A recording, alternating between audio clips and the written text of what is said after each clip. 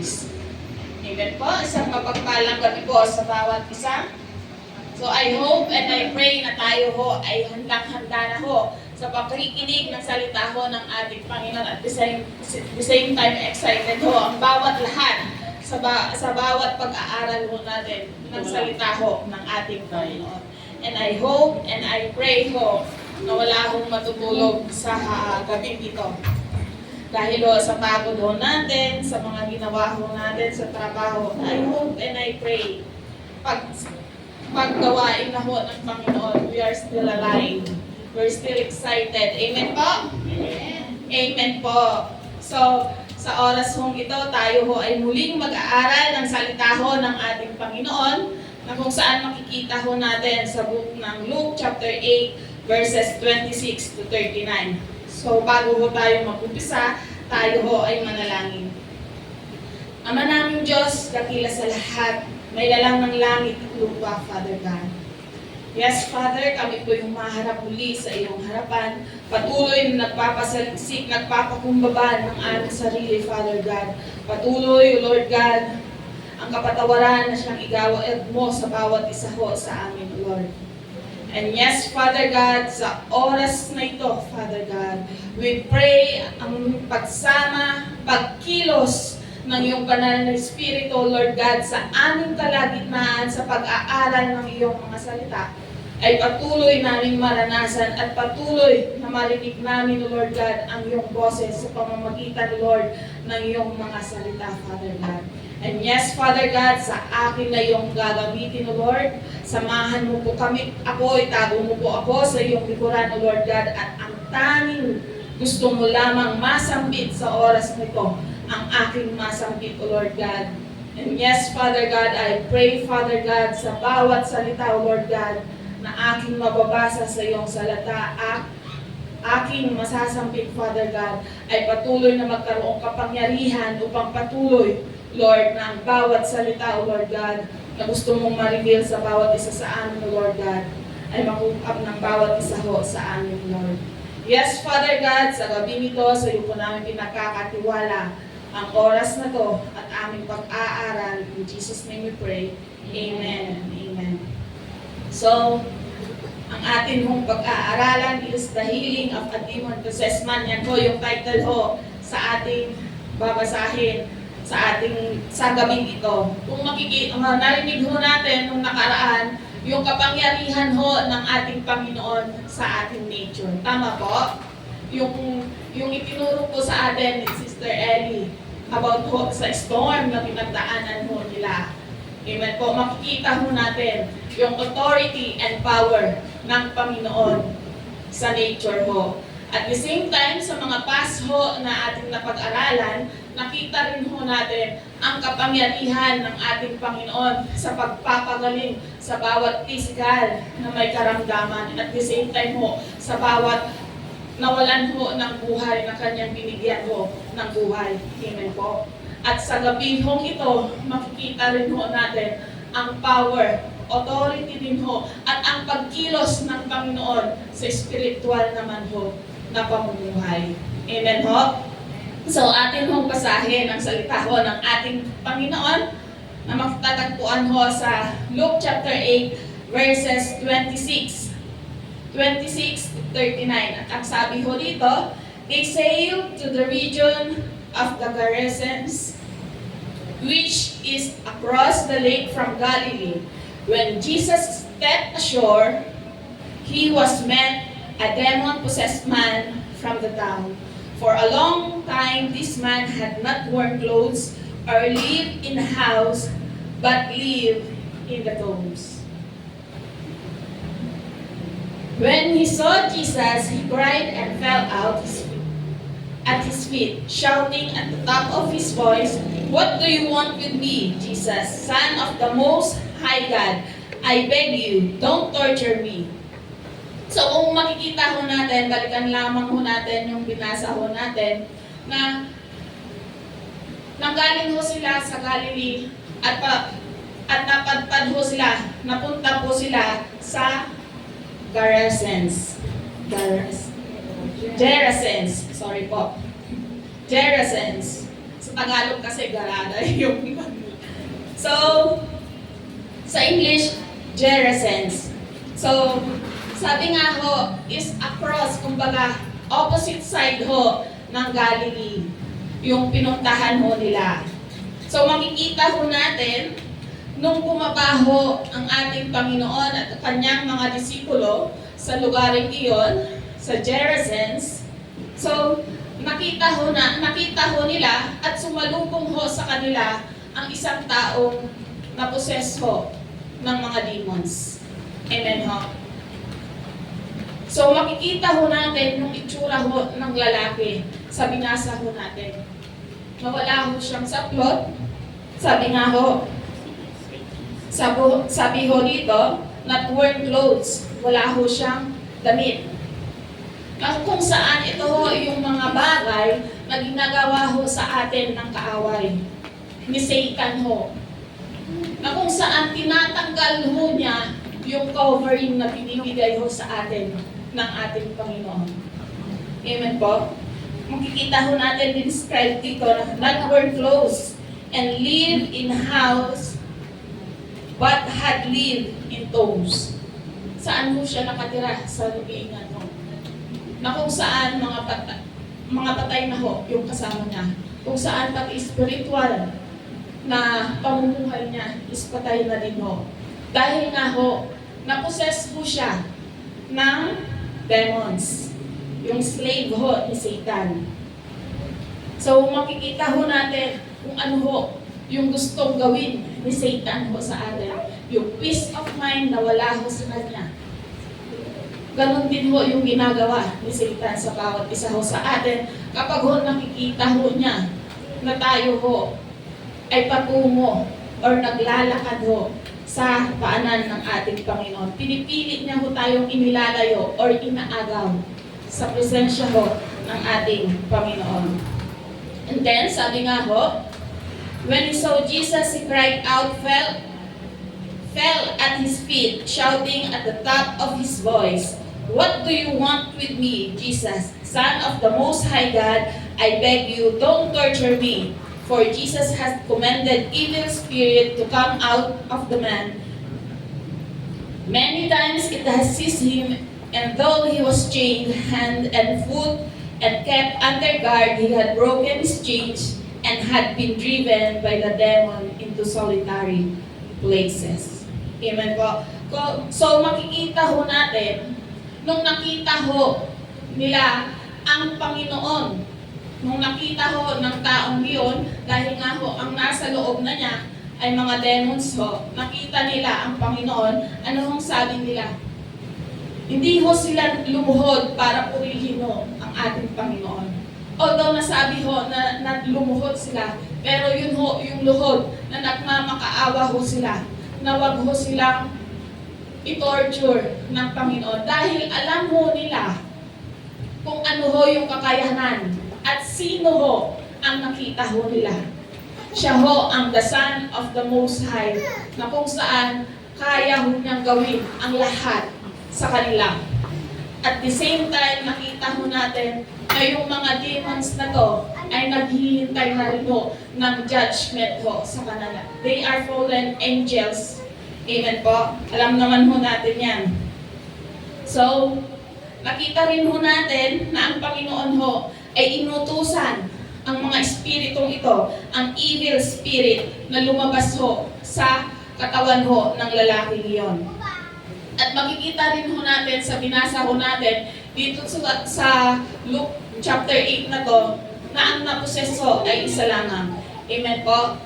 Pero sa libro ho ni Matthew na napag-aralan din ho natin, is dalawa ho sila. Dalawa ho silang naposes. From book of Mark and Luke, isa na lamang po ang binigkas nila ho naposes. Dahil ho gusto ho na i-emphasize ni Mark and Luke yung taong ito na siyang sumunod ho sa ating Panginoon. Hindi gaya nung isang naposes na wala hong kumbaga hindi ho siya sumunod ho sa ating Panginoon. That's why ibinibigay ni Mark and Luke ang pangyayari nito para makita ho natin kung paano yung naging buhay ng isang tao na nakawala sa gawa ng kaaway at sumunod ho sa ating Panginoon. Then sabi ho dito, Jesus asked him, "What is your name?" "Legion," he replied, because many demons had gone into him. Amen po. Hindi ho niya sinabi yung pangalan ng tao. Dahil kung titignan ho natin, ano nga ho ba yung kahulugan ng legion ho na yan? During the time po of Roman military, ang legion ho ay isang grupo ng isang soldiers ho. Oo, batalyon ho. Kumbaga hindi lang ho hundreds ang isang batalyon during that time. Ang legion during that time ho. Kundi thousands ho. Tingnan ho natin yung sumapi ho sa katawan ng isang lalaki ito ay thousands ho. Hindi lang ho hundreds. Amen po? Makikita ho natin ganong karami yung nasa katawan niya. Isang batalyon ho. And they begged him repeatedly not to order them to go into the abyss. Amen po? Muli nagmakaawa ho sila sa ating Panginoon na wag muna ho silang itapon sa malalim na buhay na kung saan yung abyss nito. Ito ho yung lake of fire. Ito na ho yung hell na kung saan dito ho sila mapupunta pagdating ng judgment ho sa kanila. So 32, ang sabi nga, a large herd of pigs was feeding there on the hillside. The demon begged Jesus to let them go into them and gave them permission. So ito ho yung hiningi nila ho sa ating Panginoon na kung maaari daw ho, doon na lang ho sila sa mga baboy pumunta. Dahil nga ho, nakita ho natin, nakinas out ho sila ng ating Panginoon sa loob ng katawan ng taong ito. At ito ho ay pinahintulutan ng ating Panginoon. When the demons come out of the man, they went into pigs, and the herd rushed down the step bank into the lake and was drowned. Amen po? Nakita ho natin na yung mga baboy na to, nung sila ho ay nag-step back sa lake na ho, nalulod na ho sila. Tumakbo ho sila, kumbaga nagkaripas ho sila ng takbo. At yan na ho, nahulog ho sila sa isang lake at kung saan ho sila nalunod. Ganyan ho yung nagagawa ho ng kaaway sa buhay ho natin. Kapag ho tayo ay patuloy ho na pinangunahan ho ng kaaway sa buhay ho natin. When those tending the pigs saw what has happened, they ran off and reported this in the town and countryside. And the people went out to see what happened. When they come to Jesus, they found the man from whom the demons had gone out sitting at Jesus' feet, dressed in his right mind, and they were afraid. Amen po. Nung nakita ho ng mga tao, yung nangyari ho sa kanilang babuyan, yung mga nagbabantay ho, ipinamalita ho nila sa kanilang mga kapwa-tao na naroroon sa lugaring hong iyon. For sure ho, ang una ho nilang ipinamalita ho dito ay kung ano ho nangyari sa kanilang mga alaga. Yun ho yung unang-unang nasambit ho nila dahil ho makikita ho natin na nung nakita ho ng mga tao dahil gusto nga din ho nilang makita kung anong nangyari, gaya din ho natin na nakikimarites ho, di po ba? Pagdating ho natin, nakikiasyoso na ho tayo. At yun ho, tinanong ho nila kung anong nangyari din ho sa taong iyon. At ito ho, ang nakita ho nila na siya na ho ay nakaupo sa paanan ho ng ating Panginoon, nakadamit na ho ng maayos, at the same time, nasa right mind na po siya. Amen po? Those who had seen it told the people how the demon-possessed man had been cured. Then all people of the region of the Gerasenes asked Jesus to leave them because they were overcome with fear. So he got into the boat and left. Amen po? nakita ho natin. Nakita na ho nila ang himala or ang ginawa ho ng ating Panginoon sa lalaking na poseso ng demon.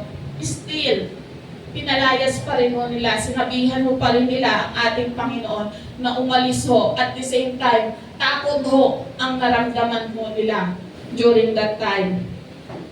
So, makikita ho natin na yung mga tao during that time ho na nakakita ng pangyayaring iyon is ayaw pa ho nilang kumawala sa kadiliman ho ng kanilang buhay. Kung ano ho yung maling ginagawa nila, bakit po?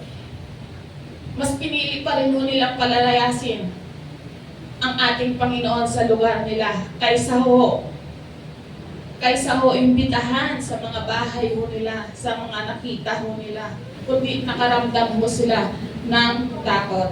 Then 38, sabi nga ho, the man from whom the demons had gone out begged to go with him, but Jesus sent him away, saying, return home and tell how much God has done for you. So the man went away and told all over town how much Jesus had done for him. Amen po.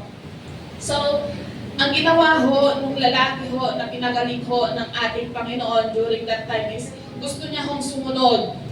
Gusto niya hong sumama sa ating Panginoon. Pero sinagot ho ng ating Panginoon ang lalaking ito na ano ang sabi?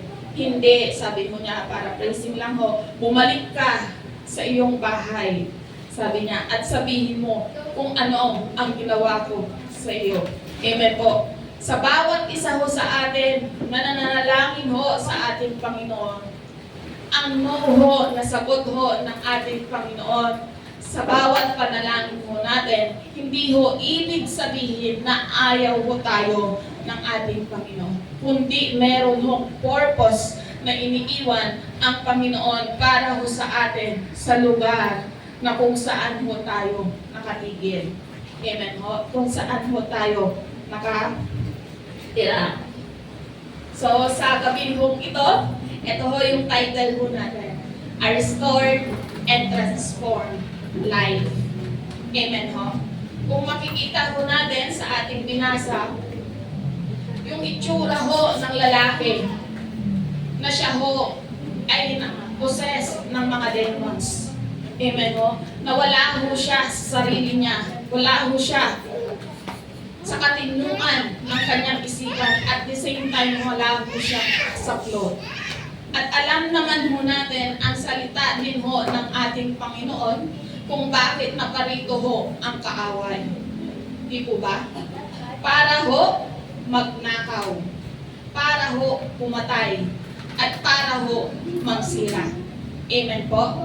John 10:10 ho yan. Makikita ho natin na yan ho yung gustong gawin ng kaaway sa bawat buhay ho natin. At nakita ho natin yung katauhan, yung physical appearance, at kung ano ho ang nangyari sa taong ito. So makikita ho natin na nung dumating ho ang ating Panginoon, nagbago ho ang kanyang postura, nagbago ho ang pag-iisip niya, at nagbago ho yung kanyang pagkatao. So, makikita ho natin na ang Panginoon ay binago at nirestore ho ang lalaking ito. Amen po. Ano nga ho ba yung mga paraan ho? Or ano po ba yung kailangan ho natin gawin para ho tayo ay patuloy ho na ma-restore at ma-transform ho ang buhay ho natin? Unang-una ho, the presence of Jesus. Kailangan ho natin ng presensya, ang presensya ng Panginoon sa ating buhay. Amen po? Amen. So makikita ho natin sa ating hong binasa, marami ho ang nasa likod or nasa tabi ho ng lalaki ho yan. Sa society, nandyan ho yung society niya. Andyan ho din ho ang demons. At andyan din ho ang grupo ng ating Panginoon. Makikita ho natin mula sa kanyang family or sa society ho niya, wala ho silang nagawa para baguhin ho ang postura or physical pag-iisip ng lalaki kong iyon. Maging ho ang demons ho, o si Satan ho, na nasa paligid din ho niya. Ang ginalawa lang din ho ni Satan ay sinira ho ang taong ito. Amen po. Inilayo siya ho sa mahal niya ho sa buhay. Amen. At hindi niya ho hinayaan na maranasan ho yung buhay na maganda. Kundi siya ho ay nanahan sa sementeryo. Amen po. Pero nung dumating ang Panginoon sa kanilang lugar at sinalubong siya ng taong ito, nakita ho natin kung ano ho yung pagbabago sa kanya. Dahil ho nasa presensya na siya ho ng ating Panginoon. Makikita ho natin na ang tanging Panginoon lamang ang nakatulong ho sa kanya para magbago ng kanyang buhay. Para ma-restore ho siya sa pagkasira.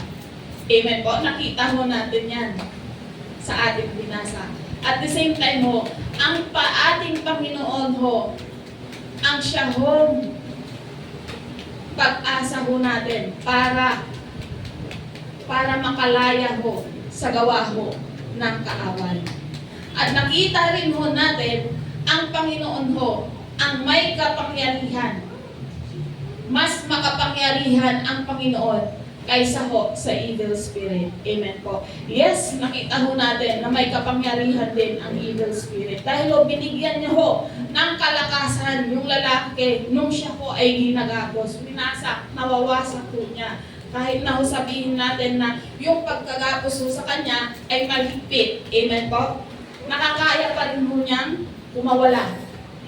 That's the power. Pero, ang power ho ng ating Panginoon ay mas supreme ho sa evil spirit ho. Our God is an omnipotent God. Amen po? Siya ho ay makapangyarihan sa lahat ng makapangyarihan. That's why kailangan ho natin ang presensya ho ng ating Panginoon. Ang ating Panginoon din ho ay isang compassionate God. Amen po? Nakita ho natin yung mercy na ipinakita ho niya sa tao pong masaniban or sinapian ho ng mga demonyo. Naipakita rin ho ng ating Panginoon yung pagmamahal din ho niya sa taong iyan. At naipakita ho ng ating Panginoon na ang bawat kinakalimutan na siya ho, hindi niya ho nakakalimutan. Kung ba binibigyan pa rin ho niya ng pagkakataon, sinasagip pa rin ho niya para patuloy ho na magkaroon ho ng magandang buhay. At sabi nga din ho sa John 10:10b na ang Panginoon ay pumarito para ho, bigyan ho tayo ng buhay, magandang buhay, abundant life, masaganang pamumuhay. Amen po? Iyan ho, ganyan ho kahalaga ang presensya ho ng Panginoon sa ating buhay. Kung iwawaglit ho natin ang presensya or ang Panginoon ho sa ating buhay, ang mangyayari ho sa atin ho, mawawala ho yung ipinagkakaloob ng ating Panginoon na kaligtasan sa bawat isa sa atin. Mas madali ho tayo gapiin ng kaaway dahil wala na yung covering na ipinagkakaloob niya sa bawat isa ho sa atin. That's why, napakainam mo sa bawat ginagawa ho natin, sa bawat pinagdidesisyonan ho natin, sa bawat pangyayari ho sa ating buhay. Lagi ho natin isip yung presensya ho ng ating Panginoon. Amen po? Amen po. At makikita rin ho natin, sa pangalawa ho, na kailangan ho natin magkaroon ng open heart. Amen po. Nakita ho natin dumating ang Panginoon sa lugar ng Genesis. Nakita ng mga tao kung ano ho ang nangyari during that time sa himalang ginawa ho niya. Pero karamihan ho sa kanila, maliban lang sa demon na nahalinan ng demon, nagbago ho siya. Sila ho, ano ho, tumalikod ho sa ating Panginoon. Bakit ho? Ang puso ho nila ay hindi bukas sa bawat pinapakita at bawat naririnig nila sa ating Panginoon. Kung makikita ho natin, understanding begins with the condition of the heart. Amen po? Hindi ho tayo makakapag-unawa kung ang puso ho natin ay sarado. At hindi rin ho ma-activate yung pananampalataya ho natin kung ang puso natin sa bawat sinasabi ng ating Panginoon ay naka-close. Ayaw ho natin makinig. Pagbukas ho ang puso natin, mabubuksan ang mata ho natin at ang ating pandinig. Sunod na ho dyan ang spiritual life ho natin na kung saan ma-activate yung pananampalataya ho natin. Amen po? So makikita ho natin sa mga taong nandyan ho sa Gersens ho, makita ho natin na nasa ibabaw lamang ho ng tenga nila. Nasa labas lamang ho ng tenga at mata nila yung nakita ho nila na ginawa ho ng ating Panginoon. Hindi ho nila pinapasok sa kanilang puso. That's why ho mas pinili nila talikuran, palayasin ang ating Panginoon dahil ho mas gusto nilang manahan sa ginagawa nilang hindi maganda. Nasa darkness side pa ho sila. Amen po? At makikita ho natin na mas nangibabaw yung distraction sa kanilang mga puso. Ano ho yung distraction na nangyayari ho dyan? Yun ho yung nangyayari ho sa kanilang livelihood. Amen po? Yung mga alaga ho nila na nawala. Mas ibabaw yung pangyayari iyon kaysa yung ginawa ng Panginoon na binago yung kinakatakutan na rin nilang tao na nabaliw, na poses ng masamang espiritu. Kaya ho, mas pinili ho nila na palayasin ang ating Panginoon dahil din ho sa takot na baka pag nanatili ho ang ating Panginoon sa lugar nila, ang nasa isip na ho nila, paano ang ikabubuhay ho namin. Hindi ho nila naisip na ang Panginoon ang solusyon para ho sila ay guminhawa. Amen po? So, marami din ho ang mga pumupunta sa church. Pero sa buhay ho nila, hindi ho sila nagbabago. Bakit ho? Ang bawat salita na naririnig ho nila ay hanggang sa labas ho. Sabi nga ho, kailangan ho maging bukas ang puso ho ng bawat isa para ho maunawaan at kung ano yung gustong i-reveal ng Panginoon. Matisern ho natin kung ano ho yung gustong sabihin ho ng ating Panginoon sa bawat buhay ho natin. Amen po? So nakita ho natin yung pangyayaring dyan. Jesus' words are powerful.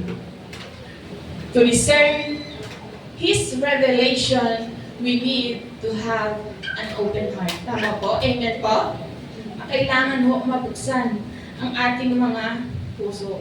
At pangatlo ho, we need to exalt Jesus. Sa pagbabago ho ng buhay natin, hindi ho pwede na tayo ho ay itago kung ano ho yung naranasan ho natin sa ating Panginoon. We need to spread, we need to proclaim, we need to preach the good news. Amen po?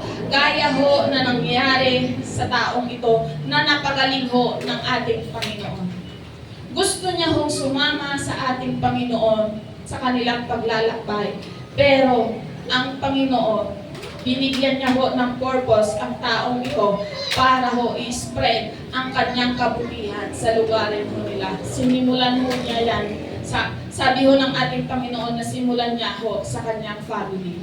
Amen po. Na kung saan yung family din ho ng bawat isa ho sa atin ang siyang mas nakakakilala sa atin nung bago ho tayo makakilala sa ating Panginoon. That's why ho sinabi ho ng ating Panginoon na umpisahan ho niya sa kanilang tahanan. Amen po. Na malinaw ho ang Panginoon sa purpose niya sa taong ito at ganun din sa bawat purpose ho natin. Amen po.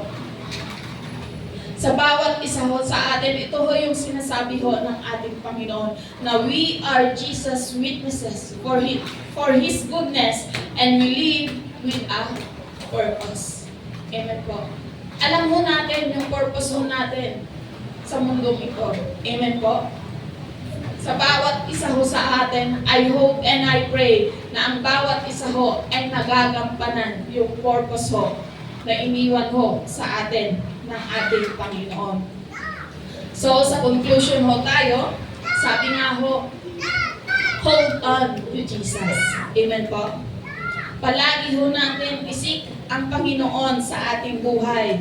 Dahil ho ang Panginoon ho lamang ang tanging makakapagpabago ho ng ating sitwasyon, ng ating buhay, at the same time siya lang ho yung paraan para ho tayo ay maka-escape sa anumang kakaho ng kaaway. Amen po.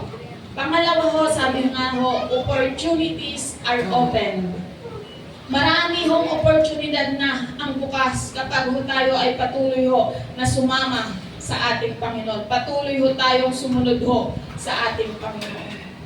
Hindi lang abundant life, hindi lang magandang kinabukasan, kundi maging ho, yung pagsama rin ho siya, makakasama rin ho natin siya sa kalangitan. Amen po? Yan ho yung mga opportunities na bukas binubuksan ho ng ating Panginoon kapag ho tayo ay nagpatuloy ho sa kanyang presensya. Pangatlo ho, sabi ho, proclaim Jesus. Tunay nga ho na sa bawat isa na nabago at na-restore ho ng ating Panginoon, na kailangan ho natin itanyag ang pangalan ho ng ating Panginoon. Dahil yun din ho ay isang paraan para rin ho makakilala ang bawat isa ho na nasa paligid ho natin. That's why that's our purpose, na patuloy ho natin i-testify, maging witness ho tayo, ipalaganap po ang kabutihan ho ng ating Panginoon. At pang-apat po, entrust everything to Jesus.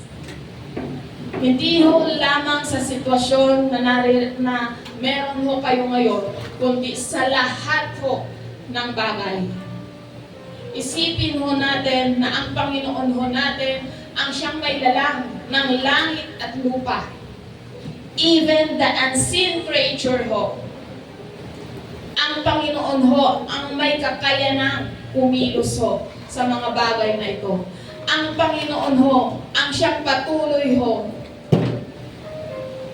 na magbabago ng sitwasyon na kung saan ayaw ho natin. Siya ho yung magbibigay ho sa atin ng buhay na inaasam-asam ho natin. Pag ho tayo ho ay nawala ho sa mundong ito. Amen po?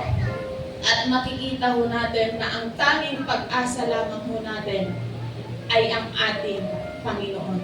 Ang sabi nga ng 2 Thessalonians, tunay nga ho na tapat ho ang ating Panginoon sa bawat buhay ho natin. Na kung saan siya ho ang nagbibigay ng kalakasan, ng proteksyon sa anumang tangka ng kaaway ho sa buhay po natin. Amen po? Tunay nga po na mahal ho tayo ng ating Panginoon at tunay nga ho tapat ang ating Panginoon sa bawat buhay ho ng bawat isa. Amen po? Sa oras po ito, tayo ho ay manalangin. Yes, Lord, Ama naming Diyos na makapangyarihan sa lahat, O Lord God. Tunay nga ho, O Lord God, na kami po'y nagpapasalamat, O Lord God, sa pagparito mo, Lord, dito sa mundong ibabaw, Father God. Maraming salamat sa pagmamahal na siyang ipinamalas mo sa bawat isa ho sa amin. Maraming salamat sa kaligtasan, O Lord God, na ipinagkaloob mo sa bawat isa ho sa amin. Salamat ho. At hindi ka ho naparito para ho i-condemn ang bawat isa, kundi para iligtas ho kami, Father God. Maraming salamat, O Lord God, sa buhay, O Lord God, na siyang ipinagkaloob mo upang patuloy na babago ang takbo ng bawat buhay ho namin. Upang patuloy, O Lord God, na makamtan namin ang buhay na maganda, Father God. Maraming salamat po. Maraming salamat sa pag-ibig na siyang iginawad mo sa amin, Lord God. Yes, Father God, kami po'y muling humaharap sa inyo, O Lord God. Patuloy, O Lord God, na humihingi ng pagsama mo, O Lord, sa bawat pagkilos namin, O Lord God, sa aming pamumuhay. Sa bawat ginagawa ho namin, Father God. Patuloy na panganahan mo po kami, O Lord. Patuloy, O Lord God, na pagharian mo, O Lord God, ang aming isip, ang aming salita, at aming gawa, Father God. At patuloy na ikaw ang maipakita at maipamalas namin, O Lord God, sa buhay namin at makita ng bawat nasa paligid namin, O Lord God, ang iyong kaningningan, Father God. Ang ilaw na siyang ibinigay mo sa bawat isa sa amin, ang siyang patuloy na makita, O Lord God, sa buhay namin, Father God. At patuloy na ikaw at ikaw lamang, O Lord God, ang patuloy na maitaas, O Lord God, sa aming pamumuhay, Father God. Yes, Father God, anumang sitwasyon meron kami ngayon, O Lord God, anumang pangyayari ang kinakaharap namin, Father God, we truly believe, Father God, na ikaw ay tapat sa buhay namin, O Lord God, na hindi mo kami pababayaan at hindi mo kami iiwan sa pangyayaring ito, Father God. Tunay na ikaw ang kikilos, O Lord God, sa mga pangyayaring ito. At patuloy, O Lord God, na kami po ay magamit mo ng wasto at maayos, O Lord God, sa iyong kaubasan, Father God. Yes, Father God, sa bawat pangyayari pa sa buhay namin, sa iyo po namin pinagkakatiwala at patuloy na ang iyong kalooban, ang patuloy, O Lord God, na aming maganap, O Lord God, sa bawat buhay po namin, Father God. Yes, Father God, sa gabing nito, Lord God, sa iyo po namin pinagkakatiwala ang lahat-lahat. Ito pong aming sa aming dalangin. In Jesus' name we pray. Amen. Amen. Tayo po kayo.